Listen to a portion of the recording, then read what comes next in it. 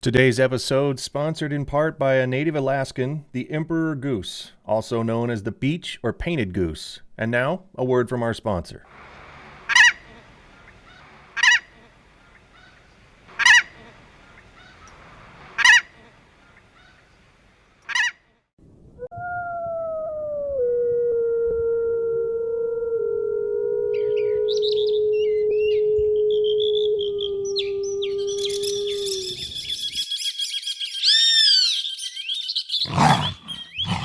You're listening to the Rewilding Earth podcast.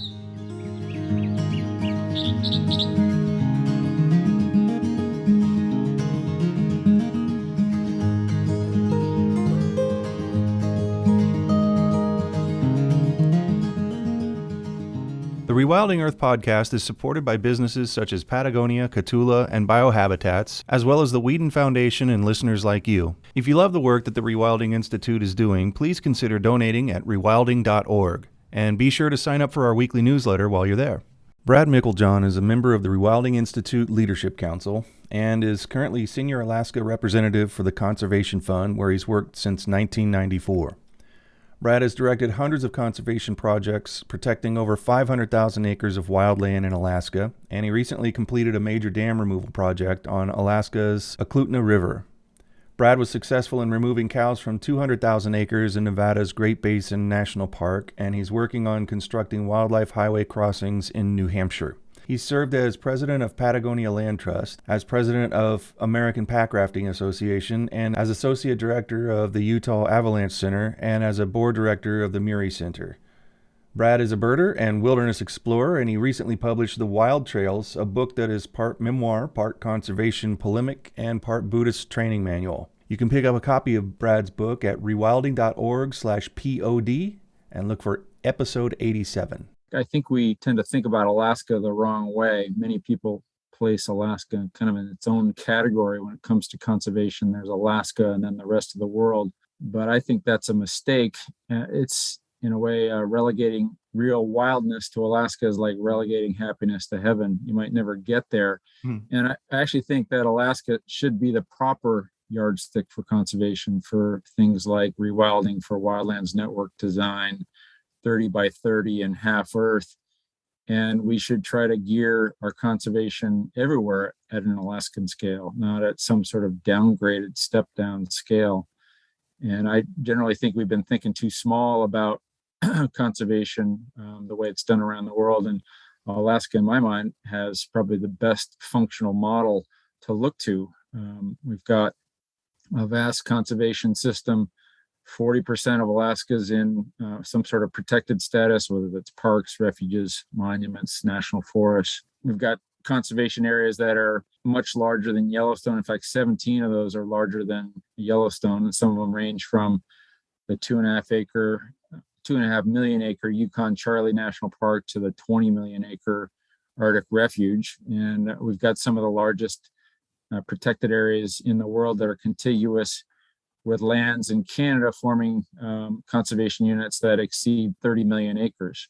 The evidence suggests that this is the scale we have to work at because what we have in Alaska is working. We've got very few endangered species. We've got all of our large, wide-ranging carnivores. We've got vast herds of caribou that number up to 100 million. We've got something like 300 million salmon that still come back to our rivers, 100 million nesting seabirds and shorebirds, something close to 10 million nesting waterfowl. So we kind of got it all. And the reason we have it all is because of this vast system of protected areas. And so, if we want to look to a place that did it right, Alaska really is that place. And a lot of folks hear about Alaska in a negative light. I was recently talking to someone from the lower 48 who was depressed hearing about Alaska, and she said, well, I don't want to go to Alaska because I hear all this horrible news about the Arctic Refuge or about the Tongass or about the Pebble Mine or climate chaos.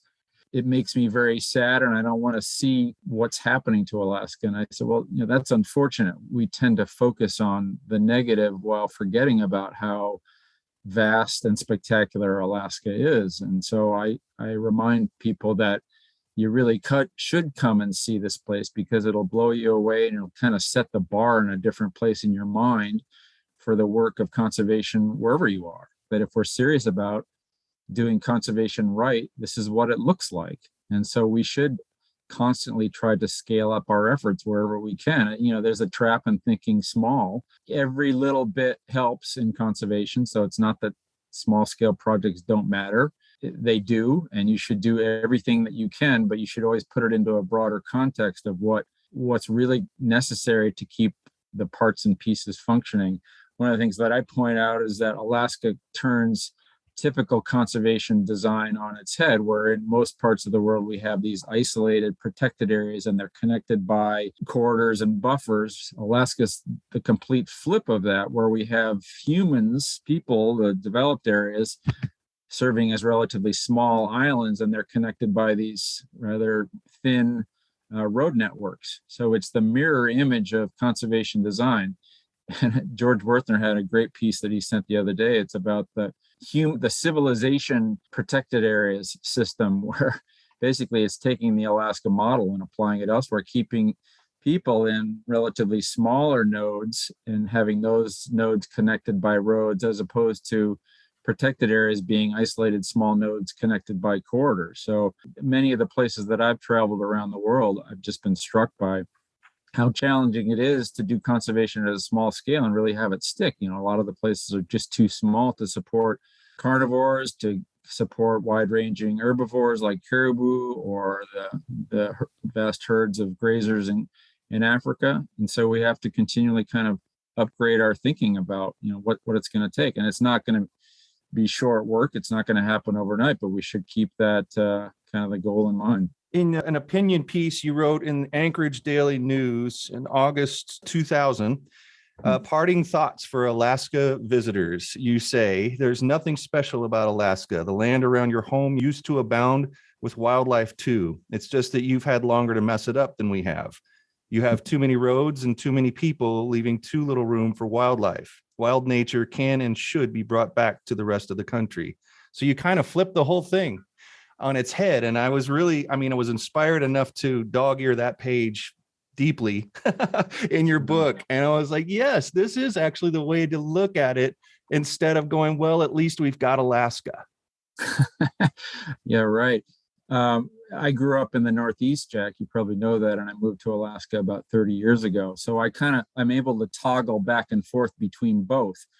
And when I go home to New Hampshire, I'm always a little bit sad, because that's a place that used to support wolves and salmon. I live on a tributary of the Connecticut River that used to support salmon. And it's amazing what we get used to. I come back here and I live on the outskirts of Anchorage, which is Alaska's biggest city. And yet there are still bears here. I have wolverine in my backyard. I have salmon spawning in the creek here in front of my house. It's entirely possible. We just have to dream it. We have to think big enough to want to get it back. And, we have this issue with ecological amnesia, where we forget what used to be in these places and we forget what we're really kind of aiming at. So we have to kind of keep checking in with the big picture. Alaska is that picture. It should serve as that benchmark, as that yardstick that we look to, like, okay, how are we doing compared to that? We shouldn't settle for, a few salmon in the Kennebec or the Penobscot. That's great that we're bringing those back, but we're a long way from, what used to be. And so, Alaska is kind of what used to be. It's still here, but you can get here. You can bring this back. It is possible.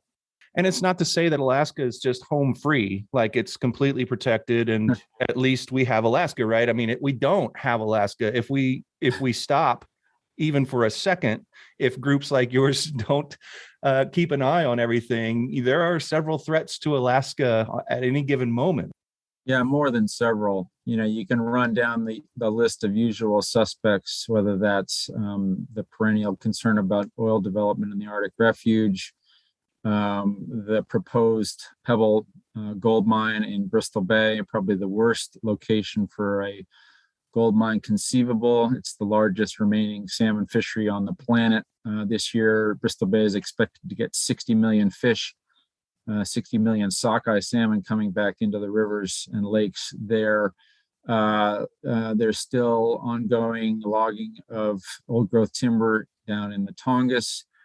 Climate chaos is becoming a serious factor for conservation here in Alaska in a number of different ways. And we really are sort of the front lines for climate change. We see it in so many different ways, whether it's the retreat of our glaciers or the melting of our permafrost, massive wildfires, ocean acidification that's affecting the salmon, warming rivers that aren't attractive to fish coming back in.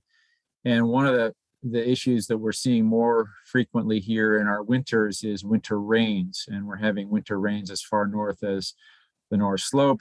And these winter rains are starting to be a real challenge for our migratory caribou, where you have suddenly several winter rain events that are putting 2 and 3 inch ice crusts on the snow that make it very difficult for the caribou to forage for the ground lichens that they're subsisting on.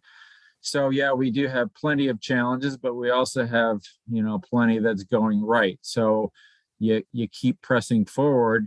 Alaska is not immune from the things that have ravaged the lower 48.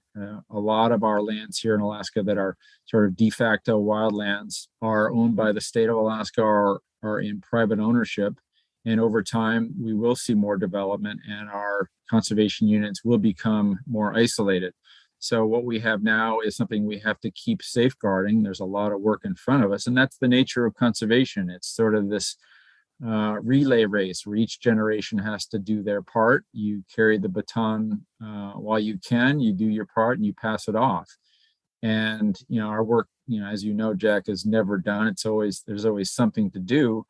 But I think it's so important to step back and see what you have done, how much progress you have made, how much you have to be grateful for, what we have to celebrate. And one of the concerns that I see in conservation is we have a tendency to focus on the bad news. And just like I was talking about a lady who didn't want to come to see Alaska because of all the terrible things she hears about it, that's, shame on us. We really should do better at telling the positive stories and making people feel like, there is hope. There's always hope.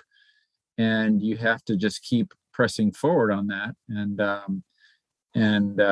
you have to let the results take care of themselves. You can't really control the outcome necessarily, but you can control your intention in this, and you just have to stick with it for as long as you can carry the baton. You're listening to the Rewilding Earth podcast. From humble beginnings to global conservation phenomenon, the rewilding movement continues to grow and thrive amid the greatest ecological challenges our planet has faced in 65 million years. Here's how you can join us and help return balance to nature. First, go to rewilding.org and subscribe to the weekly digest to keep up on the latest rewilding news, interviews, and art. Second, consider donating to support the Rewilding Institute's mission to rewild North America and beyond. And for extra credit, please like, subscribe, and share this podcast to help spread the word. Thanks so much for your support. One of the things that has touched Alaska, as it has practically everywhere that there's a river, are dams. I think the frontier of conservation work across the country and around the world is on dam removals. One of the things that Alaska has done so well is we've built relatively few dams on our rivers, and it's thanks in large part to that we still have so many salmon coming back. And salmon are an amazing system where if you get out of the way, stay out of the way, they keep coming back. It's almost like the perfect economic system where the less that you do, the more they reward you. So there's an example not too far from where I live here near Anchorage, where there was a dam built in the 1920s on the Eklutna River. That was one of the first dams built in Alaska to provide hydropower for the young growing city of Anchorage. And it was built on a salmon river, and it blocked off fish runs going up to a 6 mile long lake called Eklutna Lake. And that dam was decommissioned in the 1950s and the power replaced by additional power supplies elsewhere. But the dam remained in the canyon on the Eklutna River for about 70 years, just blocking fish, a classic deadbeat dam that nobody was responsible for. And people had forgotten that the fish used to go up through that canyon and past that dam and into the lake. So I was inspired by a movie called Damnation put out by Patagonia, a great movie about the kind of the dam removal movement nationwide and worldwide. And I started casting around for a dam of my own to take down. And this one just happened to be in my backyard.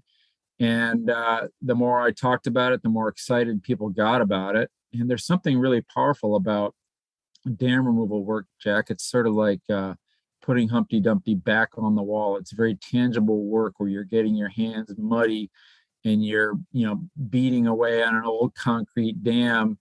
And at the end of that project, you have a free-flowing river again, and you start to see fish moving back up it. You start to see bears and moose moving through the canyon where they hadn't been able to move for 70 years. And it was the highlight of my career with the Conservation Fund, taking this dam down. And I was super inspired by it. It's been a hugely popular project here in South Central Alaska. And I think it really galvanized people to think seriously about what you need to do to safeguard salmon. And hopefully it's a lesson that we've learned here in Alaska to not put up dams on salmon-bearing rivers. And here's a case where we did it. We made a mistake. We screwed up the salmon runs, but we changed course and we took that dam down, and the salmon are coming back. And it's just, there have been so many examples from around the country. The Olympic Peninsula has several dams that recently came down, and the salmon come back incredibly fast when you take these dams out of the way. I mean, it's pretty obvious that would be the case. And so, I've seen these situations where it takes decades to get the political momentum and money to take these dams down.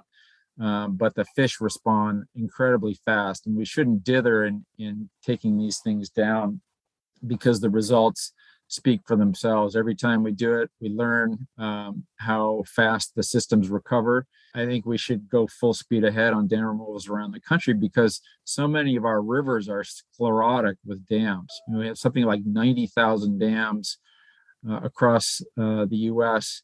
that are larger than 3 feet, and thousands more that are smaller than that. And many of these are deadbeat dams. There's only something like 1,000 or 1,700 dams that actually produce power in North America. Most of these dams are not serving great purpose, and a lot of them have been abandoned and should be taken down. And so there is a growing movement across the country. I think we're taking down something like 1,000 dams a year now. And so that, for my money, is some of the most important work.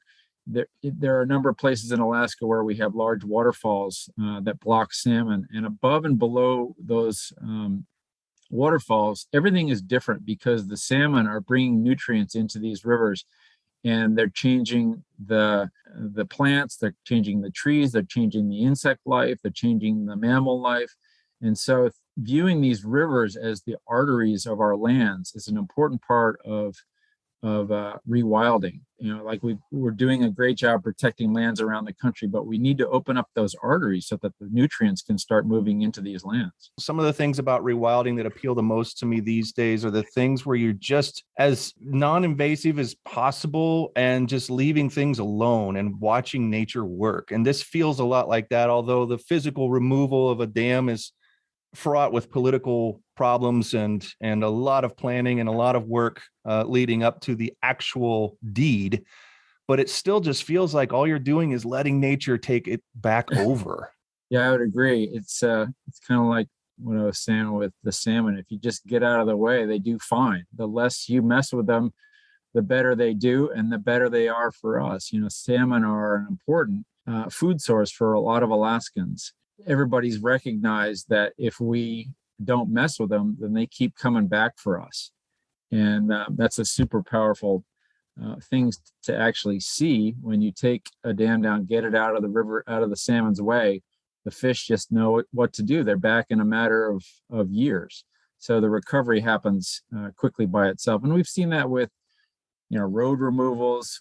We've seen it in a lot of different ways, where once you just get the impediment out of the way, nature takes over. Something that's a lot more taboo and that most conservation groups won't touch is what I call the third rail of the topic of human population and its obvious effect on wildlands and biodiversity. Another topic you're not afraid to talk about. Yeah, it's interesting that back in the 70s and 80s, conservation groups used to talk about population quite openly and honestly as basically the root problem behind a lot of what we face in conservation challenges. And it's odd that that's really fallen off the radar for a variety of different reasons. Meanwhile, in my lifetime, the human population has gone from 3 billion when I was born in 1960 to about 8 billion currently, nearly a tripling. And everywhere I go, I travel a lot widely around the world, you see that signature. And I think it's just plain dishonest of us to not confront that head on. And I don't think that makes you anti-human. I guess the way I view it is, I think it was Lord Byron who had that great quote that I love man not the less, but nature more. And with a planet at 8 billion people, the needs of humans just seem to swamp everything else.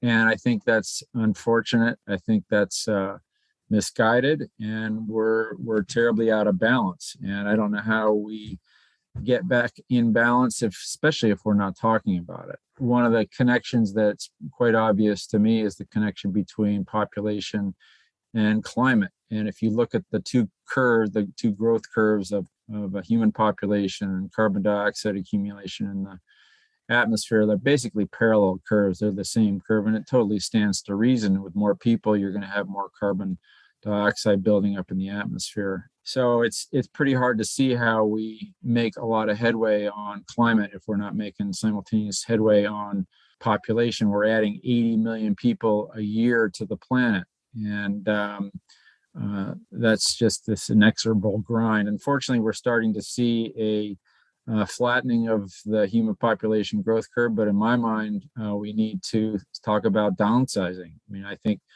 there's some pretty good science on the demographics of human population growth and proposals that we would really be in better balance, where our numbers down closer to 1 billion or even less than 1 billion humans worldwide. So yeah, I'd like to see that come back onto the table as a valid topic for conversation.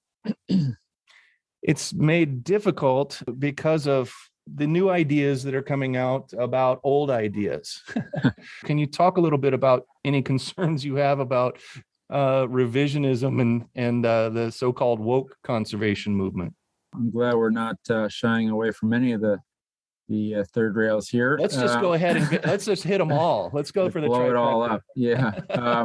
Well, it is pretty fascinating that nearly every large conservation group and many small ones have kind of recast themselves as social justice organizations, as human welfare organizations in the last couple of years. We have the Wilderness Society dropping wilderness from its mission statement, the Sierra Club distancing itself from its founder, John Muir. We have Audubon disowning John James Audubon. We have World Wildlife Fund accused of being anti-human colonial oppressors. And as you said, I think a lot of this is misguided revisionist history, and it's part of a broader moral panic. And my own view is that conservation groups should focus first and foremost on the needs of the non-human world and be unapologetic about that. You know, there are thousands of organizations out there that are devoted to human welfare. Something like 97% of philanthropy goes to human welfare, like museums and universities, hospitals. And I think the remaining 3% of philanthropy should stay focused on nature conservation. You know, we don't ask hospitals and museums and universities to take down dams and protect grizzly bears. And I think what's working behind the scenes here with this social justice movement is the idea that if we take care of the needs of people first, that we'll end up with better conservation in the long run. And I think that needs to be examined. I'm not sure that that's true. I think actually the reverse is true, that if we take care of nature first, that humans benefit. Typically, when we take care of the needs of people first, it's nature that takes the hit.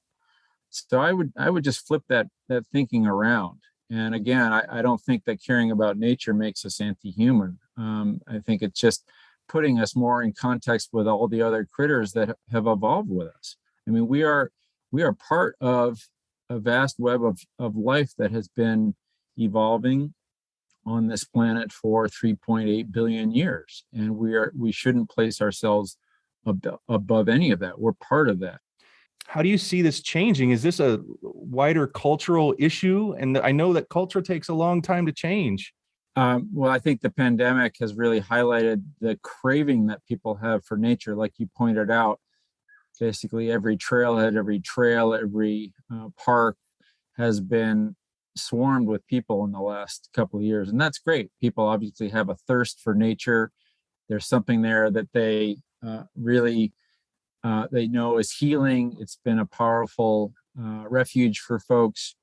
But I do think that our relationship with nature is a bit more transactional rather than transformative. And a couple of things that come to mind, we tend to just kind of charge through nature with our own agenda. I've been advocating that we take a closer look at that and develop more of a reciprocal relationship with nature rather than a transactional relationship with nature. And I think some of it is coming from the companies that peddle outdoor gear. They're kind of promoting a certain way of consuming nature. I'm suggesting that we go out and sort of rethink how we exist in nature, that we ask what nature might need from us, because nature was there for us in the last couple of years in a big way when the soccer games weren't there, when the movie theaters were closed, when we couldn't visit with friends and family. Nature was one of the few places that was there for us. It was a great source of solace for people.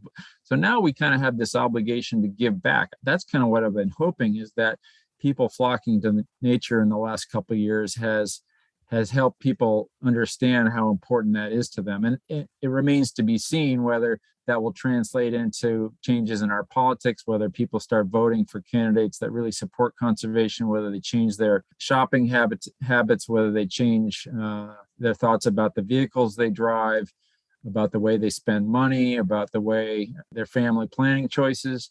So that's what I would like to see. And a lot of that responsibility hasn't really translated in the way we think about nature. That, we've been getting environmental education for all of my life, but it's kind of a freebie, it's a throwaway. And if I were running the show, I would have some accountability where, okay, you're going to get this information about environmental education and how important the environment is, but we're going to follow up, let's say, once every year, once every couple of years, or once every 5 years. And we want to know how you voted. We want to know how you shop. We want to know how you traveled and what kind of vehicles you drove. And, there needs to be some accountability to nature, because it's not just a bank account you can draw down to zero. You need to keep putting money back into that. And so I think of reciprocity, I think of restraint, and I think of respect as aspects that we need to bring to our relationship with nature that have been rather lacking. We get faced with an awful lot of bad news. We can go down that rabbit hole on the internet. It's called doom scrolling. And we've been doing that since way before the internet, doom scrolling through the papers, through the newsletters, and you can get really caught up in that. I always like to ask conservationists who have made it a point to talk about your practice of just staying on top of things and staying healthy mentally and physically. You're pretty open about your view on how conservationists should look at the work that they do and your practice. In the years that I've been working in conservation, I have seen a lot of frustration and anger and despair and depression and burnout. It's sort of endemic in conservation. Those things are almost a tautology. That's what goes along with being an activist. But I would argue that all those things are optional, and none of those things make you more effective. I think it was Ram Dass who said, you can't expect to live in a peaceful world if you're not peaceful. And a lot of the people that I know who are conservationists or activists aren't peaceful because they're angry about what they see. And I think it's quite common that people have a perspective that things shouldn't be this way. I'm angry, like, oh, why is it this way? Well, the reality is, and this might sound a little trite, but if it shouldn't be this way, it wouldn't be this way. And there's a great expression from the Vietnamese monk Thich Nhat Hanh, who said, the world is not coming at you, it's coming from you. And all these things can sound like sort of Buddhist hallmark trivial expressions, but if you put the time into training your mind, you can actually see how we create some of this suffering for ourselves. Like, you can see what actually is. It's okay. You can have this awareness that it's like this. It's like this now. That's a really healthy perspective. It's not some other way. Yeah, it's not the way you want it to be. It's just like this. I know people who kind of cling to their outrage as a sort of a moral virtue. I think some folks feel like that's what gives them drive. That's what makes them effective. But I've also seen that really be a poison. And if that outrage is running through your veins all the time, sort of like caffeine, it has a cost to you, it has a cost to the people around you, and it affects your ability to make a difference. And, I think we have to be mindful about how we interact with the people around us. And I think conservationists can come off as a little bit shrill and a little bit harsh and a little bit judgmental. And we have to really look at ourselves. If we're not healthy, we can't expect to live in a healthy world. So we have to learn to take care of ourselves. And quite candidly, I have been just as guilty of these things as other people that I've run into. I've struggled with depression for a long time. And I was often frustrated by what I saw as an imperfect world, that it wasn't the way that I wanted it to be. So, after going through a lot of my own personal challenges, I was happy to come across something that worked for me in the form of Buddhist meditation. But people can find their own paths. There are a variety of other ways that you can find that internal balance and refuge for yourself. And some of those might be religion, they might be psychedelics. I always advocate that people spend time in nature. And, one of my pet peeves about conservation is that conservationists don't spend enough time out in nature. And I always advocate, if I were kind of king of conservation for a day, I would say, to my subjects, that you would go out and spend 3 weeks of your year in wild nature. And that would do you an immense amount of good in calming you down, disconnecting you from your phone, and reconnecting you to nature. And I would say it's kind of been my secret sauce, as I have had the benefit of traveling extensively to wild places around the world. And that's what grounds me. It's what fires me up. It connects me. It helps me understand the place, and it gives me authority to speak, from a place of experience, that I have that depth of immersion in wild nature. And so, it's one of the symptoms, I think, of why we're seeing so many conservation groups drift into social justice and human welfare, because people aren't very connected to nature. I really encourage people to kind of get back in touch with nature. And I think that's a really, powerful antidote for a lot of what ails us culturally and personally. On top of the fact that we need, especially the young people coming up, who we are going to be passing the baton to remain healthy and able to move. And as someone who has also suffered with depression, immobility is a hallmark of depression. Just staring at a doorknob sometimes is about all you can handle if you get yourself in that state. So I know exactly what you're talking about. It's so nice to hear you talk about it. It's going to be so nice to have a conversation out there in the world about this stuff, because we really don't talk about it that much, in my opinion. Absolutely. We stuff that down a hole, and our society really encourages that. It's sort of, it's the Instagram, Facebook, everybody smiling and having a great time, where you start to feel like if you're not part of that happy world, there's something wrong with you. And we all have our demons. We all have our struggles. And a lot of that is of our own creation. And there are tools, there are ancient traditions that have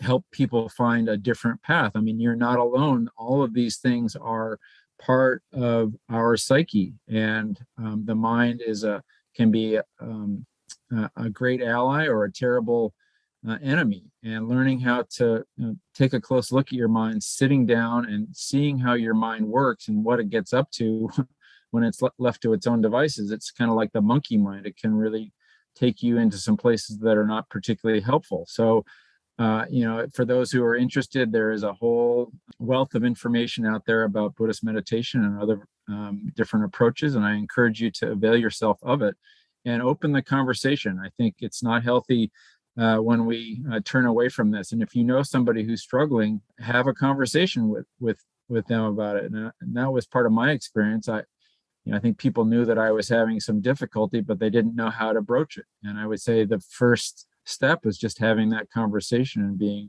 sincere and opening the door. Your point about getting out, because you've traveled, because you have been out for most of your life outside and doing things, you know what's actually happening out there. And there's bad things happening, and there's also good things happening, a lot of good things. And I think I would say that you have a more balanced view of what's actually needing to be worried about, and a lot of other things you see people hand-wringing about that aren't as bad as the headlines might make them sound.